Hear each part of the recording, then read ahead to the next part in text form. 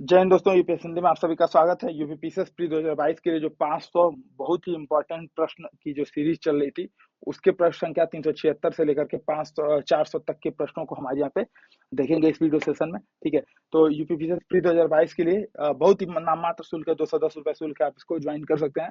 ठीक है, नंबर मैं आपको यहाँ पे बता दे रहा हूँ, अगर आपको ज्वाइन करना हो तो 95 19 78 00 78। ठीक है, 9519780078। इस पे आप संपर्क कर सकते हैं कॉल वगैरह के थ्रू, और 88 40 75 19 12 इस पे आप टेलीग्राम या व्हाट्सएप मैसेज के थ्रू संपर्क कर सकते हैं इन नंबरों पे, अगर आपको इसको ज्वाइन करना हो या आपके किसी परिचित को और ज्वाइन कराना हो तो। ठीक है, हमारे कुछ फ्री इनिशिएटिव चल रहे हैं, उसके लिए आप ये हमारा टेलीग्राम चैनल है, इसको ज्वाइन कर सकते हैं, ऑफिशियल चैनल। और ये सब यहाँ पे दिया हुआ है। ठीक है, डेली 10 क्विज है, 60 डे प्लान है, विजन की मंथली मैगजीन है, सीसैट विद आईआईटीएंस है। सीसैट के लिए एक अलग से चैनल भी बनाया गया है, जहाँ पे रोज आपको 5 क्वेश्चन दिए जाते हैं सीसैट में, क्योंकि अमूमन क्या होता है यूपीएससी यूपीपीसीएस दोनों में सीसैट में अधिकतर लोग वहाँ पे लटक जाते हैं। ठीक है, तो ये जरूर ज्वाइन कीजिए, फ्री इनिशिएटिव है, इसमें आपको कोई शुल्क आपको नहीं देना है। ठीक है, तो डायरेक्ट चलते हैं पहले प्रश्न पे। पहला प्रश्न, प्रश्न क्या 375, भारत के 75वें स्वतंत्रता दिवस समारोह की थीम क्या थी? What was the theme of India 75th independence day celebration? ठीक है, sovereignty of the nation, self reliant India, transforming India, nation first always first. ठीक है, तो nation first always first is the answer. ठीक है, nation first always first ये भारत के 75वें स्वतंत्रता दिवस की थीम थी, इसको आपको याद करना है, इसमें कोई भी लॉजिक नहीं लगाना है। ठीक है, राष्ट्र प्रथम, हमेशा प्रथम। ठीक है, ये स्वतंत्रता दिवस की थीम थी। अगला प्रश्न है, भारत के पहले स्वदेश निर्मित विमान वाहक पोत, ठीक है, का परीक्षण किया गया, इसका नाम क्या है? ठीक है, तो ऑप्शन आपको दिए गए थे विक्रम, रक्षक, अर्जुन और विक्रांत। इंग्लिश में भी यही नाम है, India first indigenously built aircraft carrier named. ठीक है, ऑप्शन यही है, विक्रम, रक्षक, विक्रांत और अर्जुन। ठीक है, विक्रांत होगा, यहाँ पे मिसप्रिंट है, कोई बात नहीं। ठीक है, तो सही उत्तर इसका क्या है? आईएनएस विक्रांत। ठीक है, था क्या, जैसे आप लोग इसमें कंफ्यूज मत होइएगा। एक तो चीज ये है कि जो भी हमारा ये एयरक्राफ्ट कैरियर है, ठीक है, आईएनएस विक्रांत जो हमारा है, ये पहले एक सबसे पहला हमारा आईएनएस विक्रांत था 1961 में, जो हम लोगों ने रसिया से सॉरी यूके से लिया था। ठीक है, और जो कि हमारा 1961 से लेकर 1995 97 तक हमारे साथ था। ठीक है, भारतीय सेना में कमीशन था, उसका भी नाम क्या था? आईएनएस विक्रांत। उसी के नाम पर इसका जो हमारा स्वदेश निर्मित पोत है, उसका भी नाम हम लोगों ने आईएनएस विक्रांत रखा हुआ है। ठीक है, तो आईएनएस विक्रांत जो सेवा मुक्त हो चुका था, उसी के सम्मान में रखा गया है, ये याद रखना है थोड़ा सा। ठीक है, एक और कैरियर था हम लोग का आईएनएस विराट करके। ठीक है, ये भी सेवा मुक्त हो चुका है, तो विक्रांत और विराट ये दोनों सेवा मुक्त हो चुके हैं। ठीक है, अब विक्रमादित्य और ये जो नया वाला विक्रांत है, ठीक है, विक्रमादित्य और जो नया वाला विक्रमादित्य, ठीक है, और ये जो नया वाला है, ये दोनों अभी इस समय कमीशन है सेना में। विक्रमादित्य का कमीशन 2013 में किया गया था, और आईएनएस विक्रांत जो है, ये आशा है कि 2023 तक जो है ये पूरी तरह से आ जाएगा सेना में। ठीक है, इसका ट्रायल 4 अगस्त 2021 को परीक्षण इसका शुरू किया गया था। तो ये सब चीजें आपको फैक्ट में ध्यान रखना है। कुल मिला के इस प्रश्न में ये ध्यान रखना है कि पहली चीज तो ये कि ये स्वदेश निर्मित विमान वाहक पोत है विक्रांत। ये विक्रांत एक पुराना युद्धपोत था भारत का, स्वदेश निर्मित विमान वाहक पोत था, सॉरी युद्धपोत बोल रहा हूँ। ठीक है, उसमें उसके सम्मान में इसका नाम विक्रांत रखा गया है। ठीक है, चलते हैं अगले प्रश्न पे। ये भी देखिए फैक्चुअल टाइप का प्रश्न है, 377 वाला प्रश्न। ठीक है, प्रश्न है कि भारतीय मूल की किस महिला को अमेरिका की एसोसिएट अटॉर्नी जनरल के रूप में चुना गया है? ऑप्शन थे आपके पास, नीरा टंडन, वनीता गुप्ता, शीला मूर्ति और प्रीति अरोड़ा। ठीक है, तो सही उत्तर इसका है वनीता गुप्ता। वनीता गुप्ता जो कि भारतीय मूल की महिला है, और इस पोस्ट पे पहुंचने वाली पहली भारतीय मूल की महिला है। ठीक है, सबसे बड़ी बात क्या है कि अमेरिकी नागरिक अधिकारों के लिए वनीता गुप्ता बहुत ही ज्यादा चर्चा में रही थी। ठीक है, और ये एक तरह से वहां पे अमेरिकी संसद के इतिहास में, मतलब अमेरिकी जो न्याय मंत्रालय है, वहां पे तीसरा सबसे बड़ा पद है। ठीक है, जो एसोसिएट अटॉर्नी जनरल का पद है, वो न्याय मंत्रालय में तीसरा सबसे बड़ा पद है। तो इसलिए ये इंपॉर्टेंट हो जाता है, और अमूमन पीसेस में ऐसे प्रश्न पूछते रहते हैं कि कौन इस पे चुना गया, कौन। और जब सबसे बड़ी बात क्या है कि अगर महिलाएं चुनी जाती हैं, या फिर अगर कोई अश्वेत चुना जाता है, तो वो अपने आप में थोड़ा सा आकर्षक करता है परीक्षकों को कि इसको पूछ लिया जाए। ठीक है, तो याद रखना है, वनीता गुप्ता को भारतीय मूल की महिला थी और अमेरिका की एसोसिएट अटॉर्नी जनरल चुनी गई हैं। ठीक है, सबसे बड़ी बात क्या है, वहाँ पे अटॉर्नी जनरल चुनने का कॉन्सेप्ट भी अलग होता है। वहाँ पे वोटिंग होती है, 50 51 49 के मतों से मत विभाजन हुआ था, वहाँ पे ये चुनी गई थी। ठीक है, अगला है वर्चुअली आयोजित P4G सम्मेलन 2021 की मेजबानी किस देश ने की? ऑप्शन थे आपके पास सऊदी अरब, दक्षिण कोरिया, भारत और Qatar. Which country hosted the virtually held P4G summit 2021? Saudi Arabia, south Korea, India और कतर। इसको याद रखिएगा, इसको प्रश्न ऐसे ही पूछ सकता है कि सियोल समिट, निम्नलिखित में से किसे सियोल समिट कहा जाता है? ठीक है, तो P4G सम्मेलन को सियोल समिट भी कहा जाता है, ये याद रखना है। सियोल समिट P4G, और इसको नाम से आप पता चल जा रहा होगा कि सियोल कहाँ पे है, दक्षिण कोरिया में, और दक्षिण कोरिया ने जो है P4G जो समिट था इसका मेजबानी किया था। ये बेसिकली था क्या कि सतत और लचीली अर्थव्यवस्थाओं के निर्माण के लिए भागीदारी को बढ़ावा देने हेतु, ठीक है, कार्बन तटस्थता, कार्बन न्यूट्रलिटी प्राप्त करने हेतु इसका गठन, मतलब इस सम्मेलन को बुलाया गया था। ठीक है, तो ये याद रखना है कि सियोल समिट प्रश्न पूछ सकता है कि सियोल समिट किससे संबंधित है, और P4G सम्मेलन किससे संबंधित है। ठीक है, तो ऐसे प्रश्न आ सकते हैं आपसे। कार्बन तटस्थता वगैरह भी ऑप्शन दे सकता है, मतलब वहां पे आपको कंफ्यूज किया जा सकता है। ठीक है, अगला है प्रश्न, भारत का पहला वाटर प्लस शहर किसे घोषित किया गया है? ऑप्शन थे सूरत, इंदौर, बंगलुरु और चेन्नई। ठीक है, which was declared as the first water plus city of the India. ठीक है, तो देखिए इसमें दो प्रश्न बन सकते हैं। एक तो वाटर प्लस सिटी क्या होता है? ठीक है, तो वाटर प्लस सिटी वो सिटी होता है जिसको ODF प्लस प्लस सर्टिफिकेशन मिल जाए। ठीक है, ODF ओपन डेफिकेशन फ्री, ठीक है, open defecation free plus plus अगर सर्टिफिकेशन मिल जाए तभी वो शहर वाटर प्लस घोषित हो सकता है। ठीक है, तो इंदौर जो कि लगातार चौथी बार सबसे स्वच्छ शहर घोषित हुआ था, चौथी पांचवी बार। ठीक है, तो उसने उसी को ODF प्लस प्लस की यहाँ पे रेटिंग थी, और उसने वाटर प्लस का दर्जा हासिल किया। ठीक है, ODF प्लस क्या होता है? जैसे इसमें आता है, एक प्रश्न आ सकता है कि ODF क्या होता है? तो ODF मतलब खुले में शौच नहीं। ठीक है, दिन के किसी भी समय में अगर खुले में शौच नहीं हो रहा है, ठीक है, मल विसर्जन नहीं हो रहा है, तो इसको ODF प्लस बोल देंगे, ODF बोल देंगे। ODF प्लस क्या होगा कि अगर खुले में कभी भी शौच नहीं हो रहा है और मूत्र विसर्जन वगैरह भी नहीं हो रहा है। ठीक है, कुछ और कैटेगरीज है वहां पे। ठीक है, ODF प्लस प्लस क्या है कि अगर आप उसके सीवेज को सही से निस्तारित कर रहे हैं तो आपको ODF प्लस प्लस का मिल जाएगा। इसी आधार पर भारत का पहला वाटर प्लस शहर इंदौर को घोषित किया गया है। ठीक है, तो वाटर प्लस शहर कौन सा था? इंदौर। ठीक है, सही उत्तर इसका हो जाएगा इंदौर। अगला है, भारतीय सशस्त्र बलों के लिए किस बैंक ने वीर नाम से रुपए क्रेडिट कार्ड जारी किया है? ICICI, HDFC, Punjab national bank और कोटक महिंद्रा बैंक। ठीक है, तो हर बैंक जो है, हमारे भाई जो देश के जवान है बहुत मेहनत करते हैं और घर से दूर रह करके विषम परिस्थितियों में राष्ट्र की सेवा कर रहे हैं। ठीक है, तो उसी को ध्यान में रखते हुए विभिन्न बैंक विभिन्न योजनाएं लाते रहते हैं। ठीक है, तो अभी हाल ही में कोटक महिंद्रा बैंक ने वीर नाम से रुपए क्रेडिट कार्ड जारी किया था। PNB का है, PNB रक्षक। ठीक है, अगर ऐसे आ जाए रक्षक कार्ड या रक्षक स्कीम। ठीक है, तो PNB रक्षक स्कीम PNB का, पंजाब नेशनल बैंक का। तो कोटक महिंद्रा बैंक ने वीर नाम से रुपए क्रेडिट कार्ड जारी किया है, जो कि भारतीय सशस्त्र बलों यानी कि नौसेना, सेना और वायुसेना तीनों को इसका मिलेगा। ठीक है, इसके लिए उसने NPCI, national payment corporation of India के साथ साथ भागीदारी की है। ठीक है, तो इसलिए ये इंपॉर्टेंट हो जाता है। प्रश्न संख्या 380। ठीक है, तो एक PNB रक्षक पूछ सकता है कि PNB सॉरी रक्षक, रक्षक क्रेडिट कार्ड किस बैंक ने जारी किया? तो PNB ने जारी किया। अगर ऐसे आ जाए PNB रक्षक तब तो प्रश्न आसान हो जाएगा। ठीक है, कोटक महिंद्रा बैंक ने वीर कार्ड जारी किया है। अब देख लेते हैं अगला प्रश्न, हाल ही में भारत सरकार ने किस कंपनी को 11वें महारत्न कंपनी का दर्जा दिया है? अब इसमें भी दो तीन प्रश्न आ सकते हैं। ठीक है, तो ऑप्शन क्या था? HPCL, PGCL, HFC, PFC। सही उत्तर क्या है? PFC। ठीक है, PFC, paper power finance corporation limited, इसको अभी हाल ही में 11वें महारत्न का दर्जा दिया गया है। सबसे बड़ी बात क्या है कि ये दर्जा जो है, ये जो कंपनी है PFC, ये तो ऊर्जा मंत्रालय के अधिकार क्षेत्र में आता है, उत्तर में दिया हुआ है। ये जो दर्जा है, ये दर्जा कौन देता है? ठीक है, तो ये दर्जा देता है वित्त मंत्रालय। ठीक है, वित्त मंत्रालय ये दर्जा देता है, और इस दर्जा को देने के लिए जो विभाग है उसका क्या नाम है? सार्वजनिक उद्यम विभाग। ठीक है, सार्वजनिक उद्यम विभाग का, सॉरी, वित्त मंत्रालय का सार्वजनिक उद्यम विभाग ये जो महारत्न का दर्जा है ये देता है। महारत्न का दर्जा देने के लिए 5,000 करोड़ रुपए से अधिक का शुद्ध लाभ पिछले 3 वर्षों में लगातार प्राप्त रहे। ठीक है, या फिर बीते 3 वर्षों में उसकी जो वार्षिक कारोबार हो 25,000 करोड़ रुपए हो। ठीक है, या 3 वर्षों में शुद्ध लाभ जो है 15,000 करोड़ रुपए हो। कुछ कुछ कैटेगरी, ये 3 कैटेगरी मुख्य है। ठीक है, तो ऐसे कंपनियों को महारत्न का दर्जा दिया जाता है। हाल ही में PFC को इसका दर्जा मिला था। Power finance corporation limited PFC इसको दर्जा मिला हुआ था। ठीक है, ये ऊर्जा मंत्रालय के अंतर्गत कार्य करता है और दर्जा कौन देता है, तो वित्त मंत्रालय का सार्वजनिक उद्यम विभाग।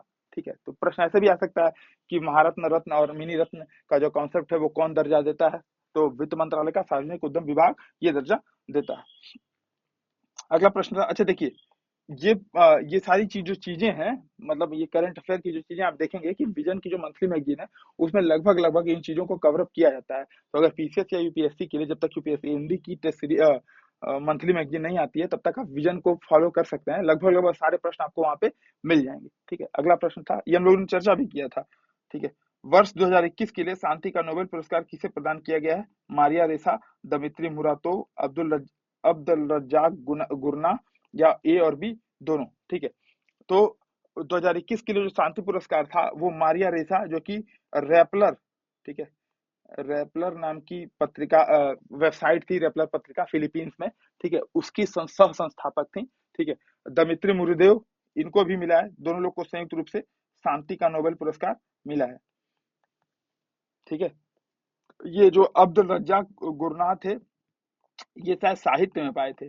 ठीक है, मुझे जहां तक याद आ रहा है ये साहित्य में नोबेल पाए थे। तो सही विकल्प हो जाएगा इसका ए और डी। ये भी फैक्चुअल टाइप का प्रश्न आपको याद करना पड़ेगा। तो इसके साथ करना क्या है, इन दोनों का करिए, शांति का नोबेल और साहित्य का नोबेल हो गया। बाकी जो नोबेल मिलते हैं फिजिक्स में, केमिस्ट्री में, ठीक है, चिकित्सा विज्ञान में, सारे वहां नोट कर डालिए। ठीक है, अगला प्रश्न है, अच्छा, इन लोगों को अभिव्यक्ति की स्वतंत्रता के लिए मिला था। ठीक है, जो मारिया रेसा थी, वहां पे दमन के जो वहां पे दमन हुए थे फिलीपींस में, उसको उन्होंने उभारा था, बताया था। ठीक है, दमित्री जो आंद्रेविच मुरातोव है, इन्होंने भी रसिया में सरकार के विरुद्ध सरकार के विरुद्ध एक तरह से कह सकते हैं, इन्होंने रिपोर्टिंग की थी। ठीक है, तो इसलिए उन्होंने अभिव्यक्ति की स्वतंत्रता को बनाए रखा था, इस वजह से इन्हें यह नोबेल पुरस्कार शांति का मिला था। अगला है, यूएस ओपन 2021 की महिला एकल विजेता कौन रही? Who was the women single winner of the US open 2021? ठीक है, एमा रादुकानु, ठीक है, एनी फर्नांडिस, सिमोना हालेप और एस्ले बार्टी। ठीक है, एस्ले बार्टी, ये चार ऑप्शन आपके पास थे। ठीक, तो एमा रादुकानी जो थी ये पहली थी। ठीक है, और लेहला एर्नी फर्नांडिस ये जो थी सेकेंड थी, रनर अप थी। ठीक है, तो यूएस ओपन 2021 में महिला एकल की विजेता कौन थी? एमा रादुकान। ठीक है, ये आपको याद रादुकानु या रादुकान। ठीक है, बात ये कि ऐसे प्रश्न यूपीपीसीएस वालों के लिए, तो मतलब यूपीपीसीएस वाले बैठे ही रहते हैं कि ऐसा कुछ प्रश्न आ जाए जिसमें कुछ भयंकर भयंकर टाइप के नाम हो, वो फेंक दो। ठीक है, बच्चे वहां पे उलझे रहे। तो एमा रादुकानु, ये सब फैक्चुअल प्रश्न आपको याद करने ही पड़ेंगे। ठीक है, अगला है, छात्रों की भाषा संबंधी बाधा को दूर करने के लिए किस संस्थान द्वारा हाल ही में प्रोजेक्ट उड़ान को लॉन्च किया गया? IIT Madras, Bombay, IIT Hyderabad, IIT Kanpur. ठीक है, तो सबसे बड़ी बात क्या थी इसमें कि हिंदी व अन्य भारतीय भाषाओं में वैज्ञानिक व तकनीकी सामग्रियों के विकास के लिए आईआईटी बॉम्बे द्वारा प्रोजेक्ट उड़ान को लॉन्च किया गया था। हुआ ये था कि जैसे निज भाषा उन्नति है, सब उन्नति को मूल, निज भाषा ज्ञान के बिन निज भाषा ज्ञान के मिटत नहीं को सूल।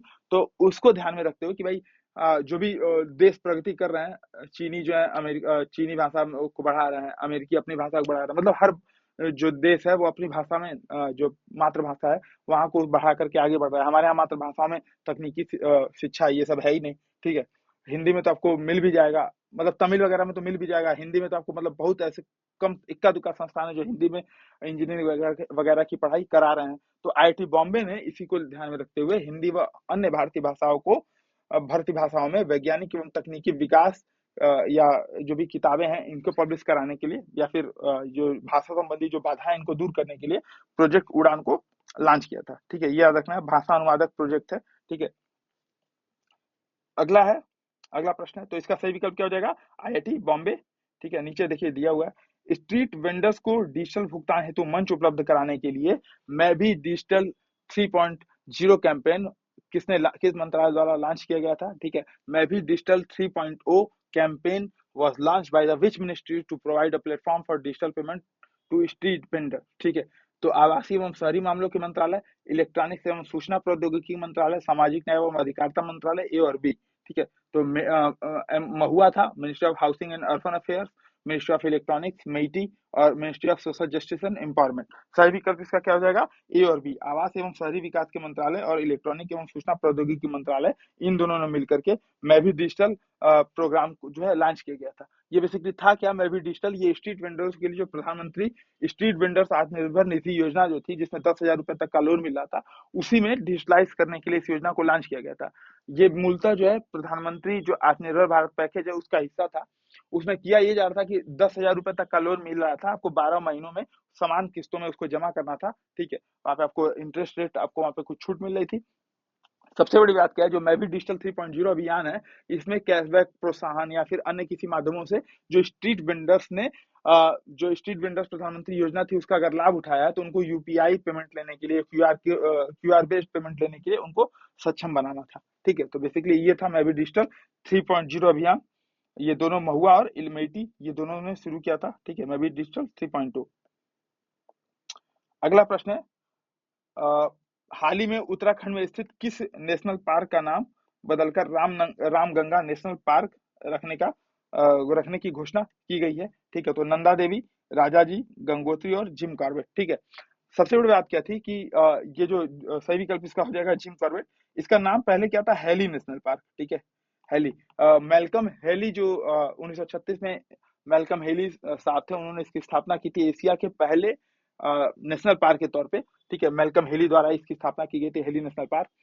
ये फिर वहां पे जिम कॉर्बेट ने इसको बड़ा बनाने में योगदान दिया, तो फिर जिम कॉर्बेट उनका नाम पड़ गया, जिम कॉर्बेट उनके नाम पे जिम कॉर्बेट नेशनल पार्क नाम पड़ गया। अभी हाल ही में रामगंगा नदी गए थे हमारे यहाँ मंत्री थे अश्विनी चौबे, तो वहां पे उन्होंने विजिट किया और बोला कि वहां पे घोषणा की थी कि इसका नाम बदल के अब रामगंगा नेशनल पार्क कर दिया जाएगा। ठीक है, तो इसलिए ये इंपॉर्टेंट हो जाता है, यानी कि रामगंगा नदी से बहती है। ठीक है, तो ये याद रख लेंगे, रामगंगा नदी है। अच्छा, एक तो और नदियां हैं यहाँ से। ठीक है, रामगंगा है, सोना नदी है, मंडल नदी है, और एक पलायन नदी है। ठीक है, तो सोना, मंडल, पलायन, रामगंगा, ये सभी रामगंगा नेशनल पार्क या जिम कॉर्बेट नेशनल पार्क या हेली नेशनल पार्क से बहते हैं। ठीक है, तो जिम, इसका सही उत्तर हो जाएगा जिम कॉर्बेट नेशनल पार्क। अगला है, किस देश ने मंगल ग्रह पर अपना पहला मार्स रोवर सफलतापूर्वक लैंड कराने की उपलब्धि हासिल की है? विकल्प था चीन, जापान, इटली और रूस। China, Japan, Russia and Italy. ठीक है, which country achieve the feat of successfully landing in the first Mars rover on the Mars? ठीक है, कौन सा देश था? तो चाइना सही विकल्प है इसका। चीन ने अपनी जो जूरोंग थी, जूरोंग नाम का एक रोवर था, मार्स रोवर, इसको वहां पे लॉन्च कराया। ये भेजा किस यान से था, ये भी थोड़ा सा एक बार ध्यान रखिएगा। यहाँ पे उसका नाम क्या था, तियानवेन-1। ठीक है, तियानवेन-1 ये चीन का यान था। इसके माध्यम से इन्होंने झुरोंग झुरोंग रोवर को भेजा था वहां पे, और वहां पे दूसरा ऐसा देश है जो वहां पे लैंड करा पाया है। एक अभी जो पहला देश कौन सा था, तो पहला देश था वहां पे अमेरिका। ठीक है, अमेरिका का नासा। ठीक है, तो नासा का अगर मैं याद हूं तो एक बार कमेंट करके बताइएगा, नासा का परसिवेंस रोवर था। ठीक है, परसिवेंस, नासा का परसिवेंस रोवर था, जो कि वहां की मिट्टी विट्टी भी खोद के ले आएगा। ठीक है, तो परसिवेंस रोवर नासा का था। जुरोंग जो था वो चाइना का था, तियानवेन-1 से भेजा गया था। ठीक है, ये याद रखना है। अगला प्रश्न है, हाल ही में किस देश ने पहली बार परमाणु पनडुब्बी से जिरकॉन नामक हाइपरसोनिक मिसाइल का सफल परीक्षण किया? चीन, जापान, रूस और France. Which country has successfully test fired a hypersonic missile named Zircon from a nuclear submarine for the first time? ठीक है, चाइना, रसिया, जापान और फ्रांस। तो सही उत्तर क्या है, रसिया। ठीक है, रूस ने हाल ही में क्या किया था, पहली बार परमाणु पनडुब्बी से हाइपरसोनिक मिसाइल जिरकॉन का सफलतापूर्वक प्रक्षेपण किया। ठीक है, तो ये भी फैक्चुअल है, ये भी आपको याद रखना है। ठीक है, अधिकतर देखिए करंट अफेयर के जो भी प्रश्न होते हैं यूपीएससी में चाहे यूपीपीसीएस में, सारे प्रश्न लगभग लगभग फैक्चुअल टाइप के प्रश्न होते हैं। ठीक है, आपको उत्तर या तो उसके पता है या तो नहीं पता है। ठीक है, वहां पे बहुत ज्यादा सोच विचार करके मारने का विकल्प चूज करने का आपको वहां पे नहीं मिलता है समय। ठीक है, अगला है, भारत के किस शहर में कुत्तों के लिए विशेष ब्लड बैंक स्थापित किया गया? तो देखिए, ये प्रश्न है, मान लीजिए आ जाए, आप क्या गैस मारेंगे इसमें, किसमें स्थापित किया गया होगा, आपको अगर पहले इतना पता रहे तो। ठीक है, तो इन विच इंडियन सिटी है special blood bank for dog was stabilize, Ahmedabad, Jaipur, Ludhiana और जबलपुर। देखिए ये प्रश्न थोड़ा सा कंफ्यूजिंग टाइप वाला प्रश्न है। भारत के किस शहर में कुत्तों के लिए विशेष ब्लड बैंक स्थापित किया गया है? अगर इसी में से उत्तर चूज करना हो तो सही उत्तर क्या हो जाएगा? लुधियाना।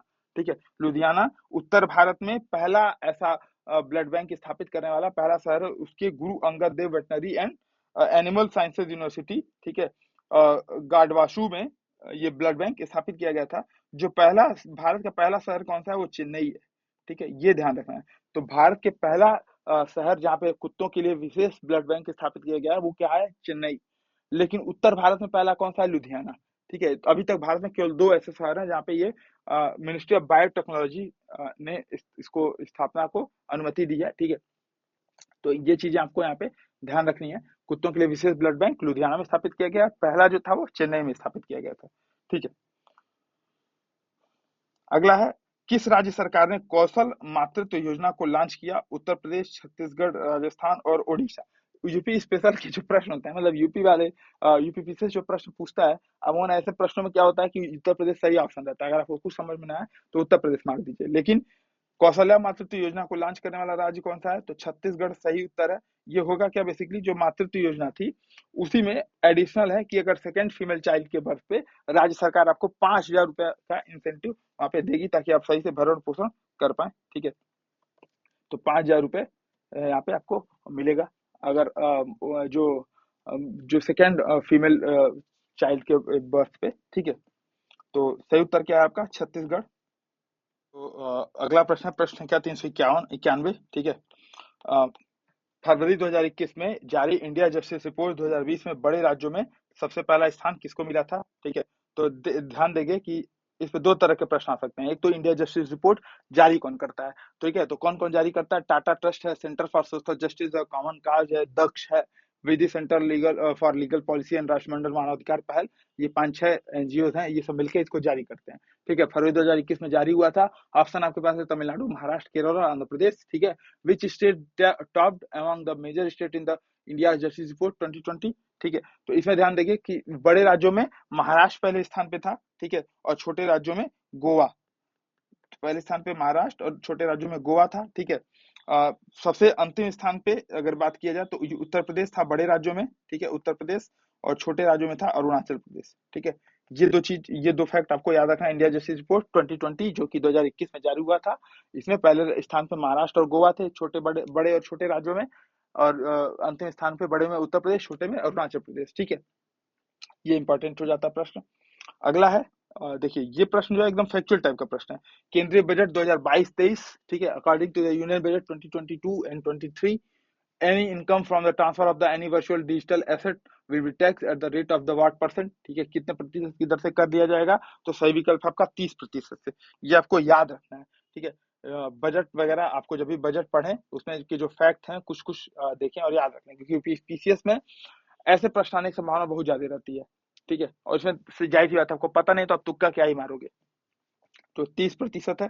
किसी भी वर्चुअल डिजिटल पर संपत्ति के हस्तांतरण पर 30% का कर प्रस्तावित किया गया है। ठीक है, अगला है, जैव विविधता संरक्षण पर ध्यान केंद्रित करने हेतु वन प्लेनेट समिट का आयोजन किस देश में किया गया था? ऑप्शन थे फ्रांस, स्वीडन, नॉर्वे, डेनमार्क। ठीक है, तो वन प्लेनेट समिट जो था वो आंशिक रूप से प्रत्यक्ष हुआ था और आंशिक रूप से ऑनलाइन हुआ था, यानी कि एक हाइब्रिड समिट था जो कि फ्रांस द्वारा जैव विविधता के संरक्षण हेतु, पृथ्वी की जैव विविधता को बचाने हेतु चौथे वन प्लेनेट समिट का मेजबानी किया गया था फ्रांस द्वारा। ठीक है, तो फ्रांस इसका सही उत्तर है। अगला प्रश्न है कि भारतीय रेलवे द्वारा विश्व की पहली हॉस्पिटल ट्रेन का उद्घाटन किस नाम से किया गया था? तो सेवा, सुरक्षा, lifeline, Janata. The world first hospital train was inaugurated by the Indian Railway which was named सेवा, सुरक्षा, लाइफलाइन एंड जनता एक्सप्रेस। ठीक है, तो इसमें उत्तर क्या हो जाएगा? Lifeline express. ठीक है, लाइफलाइन एक्सप्रेस द्वारा क्या किया गया था? बेसिकली अभी हाल ही में, मतलब ये घूम घूम के एक ट्रेन है जिसे पूरी चिकित्सा सुविधाएं हैं। ठीक है, घूम घूम करके इधर उधर जहाँ जैसी जरूरत रहती है मांग आधारित ये सेवाएं प्रदान करता है। ठीक है, अभी जैसे लखनऊ में 40 लोगों का ऑपरेशन हुआ था मोतियाबिंद और आंख वगैरह का। ठीक है, 2 ऑपरेशन थिएटर है इसमें। अभी महाराष्ट्र में जाने वाली है ट्रेन, तो मतलब घूम घूम के इलाज करती रहती है। कैंप टाइप का बोल सकते हैं कि रेलवे कैंप लगा रहा है ऐसे। ठीक है, तो लाइफलाइन एक्सप्रेस उसका नाम है, ठीक है। अगला है न्यूयॉर्क में आयोजित यूएस ओपन 2021 के पुरुष एकल के विजेता कौन रहे थे? तो नोवाक जोकोविच, राफेल नडाल, डेनियल मेदवेदेव और एंडी मरे, ठीक है। तो ध्यान रखेंगे नोवाक जोकोविच जो थे ये सेकंड स्थान पे थे और डेनियल मेदवेदेव थे ये फर्स्ट स्थान पे थे, ठीक है। तो पुरुष एकल में विजेता थे डेनियल मेदवेदेव रूस के, उप विजेता थे नोवाक जोकोविच सर्बिया के, ठीक है। महिला एकल में अभी हम लोगों ने बात की थी एम्मा राडुकानु ब्रिटेन की और उप विजेता थी लेला फर्नांडिस मॉन्ट्रियल कनाडा की, ठीक है। तो ये 2-3 ये फैक्ट है, ये भी आपको याद रखना है। पुरुष एकल के विजेता कौन थे, महिला एकल के विजेता कौन थे, बहुत कम चांसेस है लेकिन तभी पूछ सकता है भाई उपविजेता कौन थे, ठीक है। तो दोनों याद रखिए थोड़ा सा। अगला प्रश्न है कि दूसरा खेलो इंडिया विंटर्स गेम का उद्घाटन हाल ही में प्रधानमंत्री द्वारा किया गया था, वो कहाँ पे हुआ था, ठीक है। तो लेह, गुलमर्ग, मनाली और श्रीनगर, ठीक है। तो केंद्र शासित प्रदेश जम्मू और कश्मीर द्वारा, ठीक है, के उत्तरी कश्मीर में बारामूला जिले में गुलमर्ग है, ठीक है, वहां पे स्की रिसोर्ट में इसको उद्घाटन प्रधानमंत्री ने ईद उद्घाटन किया था बेसिकली, ठीक है। और इसमें फिर से खेलो इंडिया विंटर्स गेम में जम्मू कश्मीर लगातार दूसरे साल प्रथम स्थान पे आया है, ठीक है। तो सही विकल्प क्या हो जाएगा, गुलमर्ग, ठीक है। अगला प्रश्न है कि भारतीय, अच्छा ये बहुत इंपॉर्टेंट प्रश्न है, भारत वन स्थिति रिपोर्ट 2021, एक प्रश्न कम से कम इसका इससे आएगा, ठीक है। अब पूछा है कि वनावरण प्रतिशतता वाले राज्यों में सर्वाधिक जो राज्य है उनका अवरोही क्रम क्या है। अवरोही मतलब बड़े से छोटा, फिर छोटे से छोटा, फिर उससे छोटा, ठीक है। आरोह मतलब छोटा बड़ा बड़ा बड़ा बड़ा, ठीक है। तो आरोही अवरोही में कंफ्यूज नहीं होना है, ठीक है। Which one of the following is the correct descending order of the following state having the highest percentage of the forest cover as per India forest status report 2021, ठीक है। हर 2 साल पे जारी होता है, ठीक है, पर्यावरण मंत्रालय द्वारा जारी किया जाता है। पर वनावरण जो प्रतिशतता है ये बेसिकली कुल भौगोलिक क्षेत्र में कितना प्रतिशत है। तो कुल भौगोलिक क्षेत्र में कितना प्रतिशत है, ऐसे प्रश्न अगर आएगा तो सही विकल्प इसका हो जाएगा मिजोरम, अरुणाचल प्रदेश, मेघालय और मणिपुर, ठीक है। 84% लगभग है मिजोरम में, अरुणाचल प्रदेश में 79% है, मेघालय में, ठीक है, लगभग आपका 76% है, मणिपुर में 74% है। मतलब ये सभी राज्य 70% से अधिक वनावरण वाले राज्य हैं, ठीक है। वनावरण में वृद्धि दिखाने वाले शीर्ष राज्य एक आपको एक्स्ट्रा फैक्ट दिया है, मेरे हिसाब से इसके बजाय आपको ये पता होना चाहिए कि क्षेत्रफल के हिसाब से कौन से हैं। तो ये यहाँ पे मैं नोट डाउन कर दे रहा हूँ, ठीक है। क्षेत्रफल के हिसाब से पहले स्थान पे है एमपी, ठीक है, एमपी के बाद से दूसरे स्थान पे अरुणाचल प्रदेश, ठीक है, फिर छत्तीसगढ़,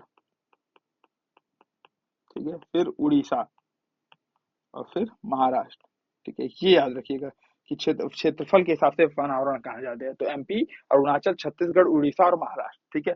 और प्रतिशत के हिसाब से तो मिजोरम, अरुणाचल प्रदेश, मेघालय, मणिपुर और नागालैंड, ठीक है। ये आपको याद रखना है।